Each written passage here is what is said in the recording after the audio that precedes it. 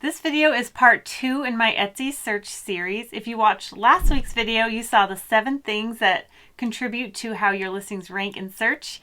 And in this video, we are going to go in depth into the first thing, which is relevancy. Relevancy, which is also known as query matching, is how your tags and titles and keywords, all the words in your listings in the right places, how they match a customer's query or what they're typing into the search bar. The keywords used in your tags and titles and attributes and categories all work together to come up with how well it's going to match with a customer's query. We're going to go over each one of those things and how you can optimize them to get the best results from your listing. Categories act like tags. So when you're setting up your listing and you go into the categories section, let me just do that. I'm going to pretend I'm doing a new listing.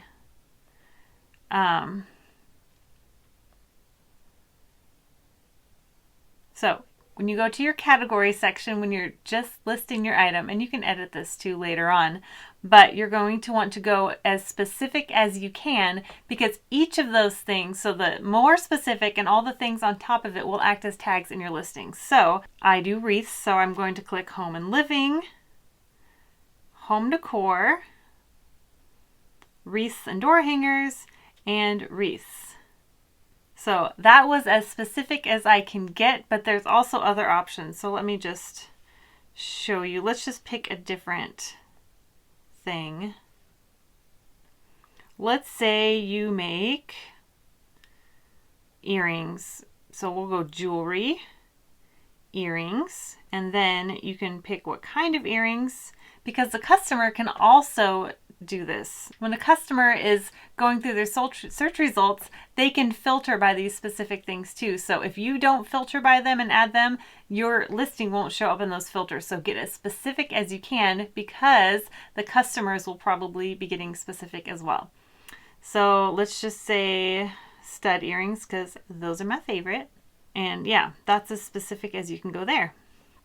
So that is your categories. And that is the first and easiest way to get some keywords into your listing. The next thing to add tags and keywords is your attributes. And this is also a very simple way. Etsy makes it very simple, and use as many as you can that are relevant. Only use the ones that are relevant though. For example, let me go into my listings, and here's one of my new wreaths, and let's go to the attributes. So what I have, there's a primary color, it's green, secondary color, blue, wreath type, there's all these different, and this will be specific to whatever you are selling. I use wreaths as an example because that's what I sell and it's easier to show you, but apply this to whatever you sell. Mine's artificial, but there's, oops, it's not edible. But there's all these other options, and shape, which is nice. Plant type, they even have a bunch of plant types that you can add in there, but it just gets a lot more specific. So if you have anything that fits there, add it. I don't have any flowers on it that are on this list, so I didn't click any. And then there's embellishments and season. This was a spring, well, it could be spring and summer, but you can only pick one. So if your customer is searching for a specific seasonal item, you can choose a season. And then there's different styles you can choose from. Height, width, depth. I have different diameters, so that's a variation. Occasion. If I put housewarming, but even that is a stretch. So for attributes, you only want to add this part if it's a perfect fit, if it's made for the occasion. I'm still not sure about wreaths. I have housewarming there, but I could also just include it as a tag at the end. And I go over a lot more in a different video I have on how to optimize your listing, and I will include a link to that. And then there's holidays. So this particular wreath isn't specific for any holiday. If it was a Christmas wreath, I would put Christmas, but anyway, I hope that gives you an example. Etsy just added a bunch more attributes, which is really nice because it just helps the customers find your listing if it's a great match. And if some of the things that you would have included in your tags are already in the attributes, you don't have to use it in your tags, and you can use your tags for something else, which is nice. The next thing are your titles, and this is where you want to lead with your best long tail keyword. You don't want to necessarily title stuff where you're just adding a bunch of words because the customer is going to see this. Etsy recommends you have just your best keyword there. I recommend adding a few more, but using your best ones first because that's what the customer will see. But it's also a great way to add in more of your keywords, but make sure they're your best and most relevant ones. The order of the words in your title technically doesn't matter, but it does help the customer. And of course, we want to be thinking of our customers and how they perceive our listings. So it does help with the customer side, but it doesn't help with the search ranking side, if that makes sense. I like to use long tail keywords because they target a more specific search, but some of the words in the long tail keyword can also target more broad searches. For example, my title for this wreath has spring eucalyptus wreath. That's my long tail keyword that I want to target the most for this listing. But it also targets the word spring, eucalyptus, and wreath. Actually, I looked in my stats and the word that I most show up for my listings is wreath. So that's about as broad as you can get for what I sell because I only sell wreaths. When you're coming up with your titles and your keywords and what you're going to use, try and think of your ideal customer and think of what they would search for. For example, for a wreath, eucalyptus is a very popular greenery right now. So if I have a wreath that uses eucalyptus, which I have a lot of, I'm going to target that keyword. And of course, I'm going to put wreath with it. And then because this wreath is specific for spring, I'm going to put spring eucalyptus wreath. That's how I came up with that long tail keyword. The more broad your words are, the more competitive the search results will be. So if you can get as specific as possible, someone who is searching that will find your wreath easier, and that will actually help your click-through rate because when you show up for exactly what the customer is looking for, they click on your item and they buy it and we're all happy. You might be wondering, okay, you keep talking about long tail keywords. What is a long tail keyword? A long tail keyword is usually a multi-word term that's very descriptive.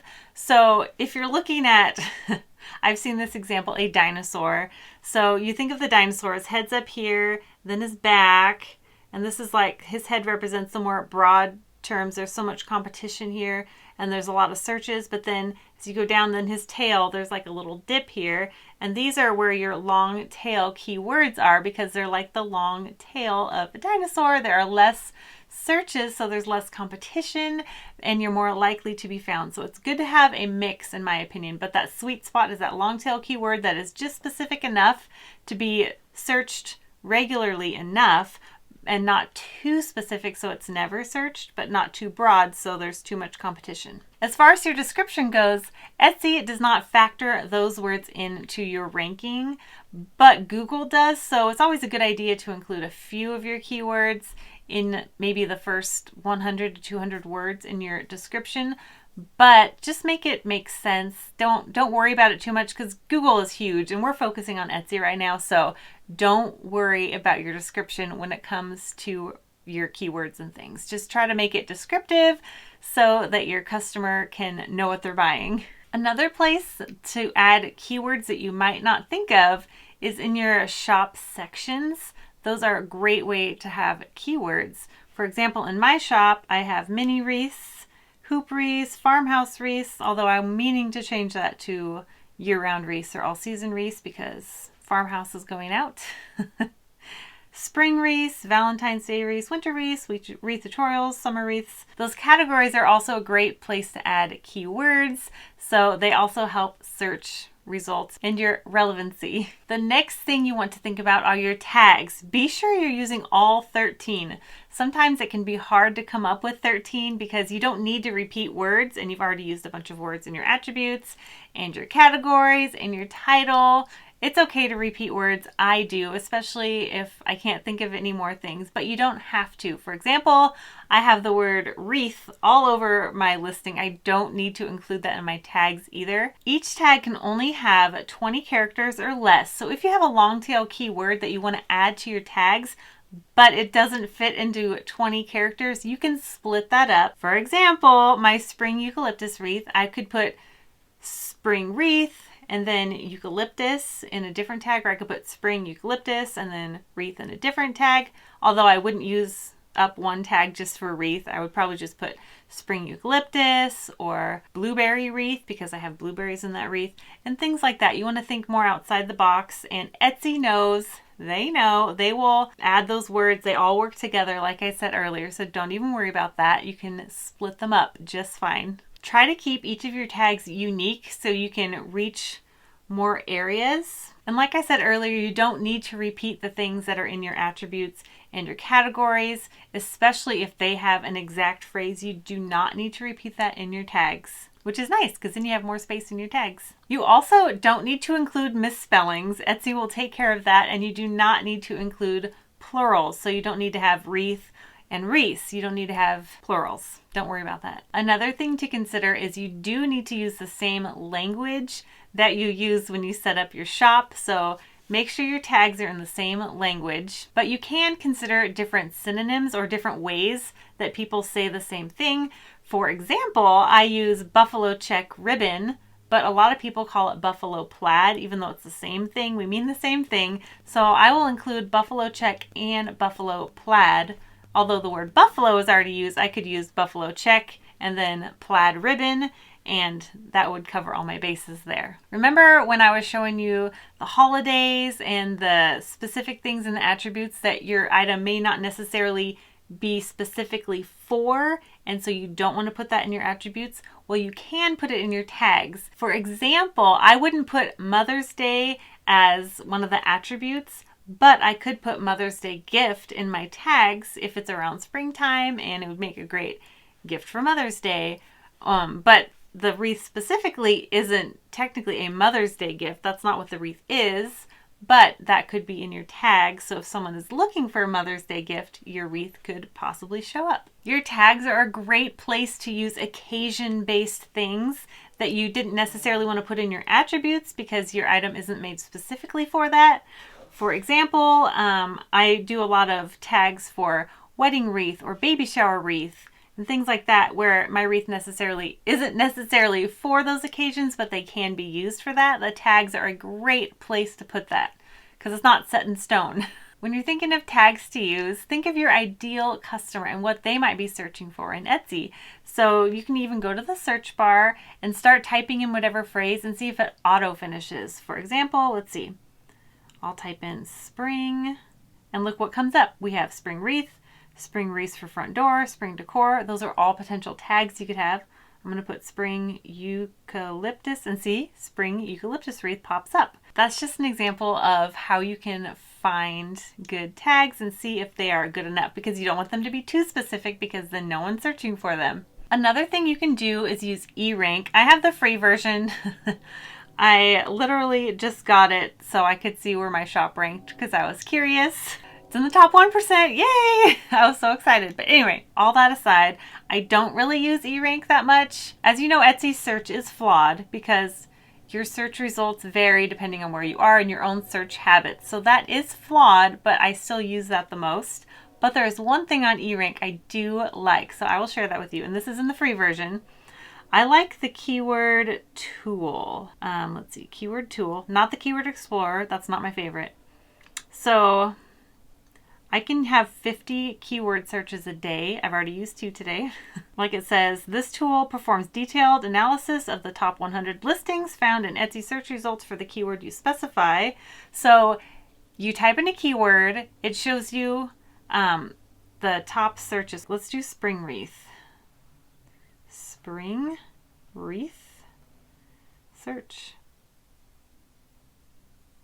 So it shows you the average searches, the average click-through rate, average price of the wreaths. It shows you a lot of stuff, but it also gives you different keywords or different tags that are popular under the spring wreath category, and it shows you the top 100 listings down here. And then it's kind of hard to show on your phone, but it shows you all the tags those listings are using, which can be really helpful if you're trying to find tags yourself. So I hope that was helpful. Just a little easy way to use eRank, just the free version. And that is how you increase your relevancy score on Etsy so you can get those listings higher up in search. I hope this was helpful for you. Please ask any questions if you have any, and which part of this was the most helpful for you. And don't forget, this was just part 2 in the series. If you haven't watched part 1, go back and watch that, and then part 3 will be next time, and that's going to be how to increase your listing quality score, because that's so important for getting your listings ranked higher in search. Anyway, give this video a thumbs up if you enjoyed it. Don't forget to subscribe to my channel, and I will see you guys in the next video. Bye!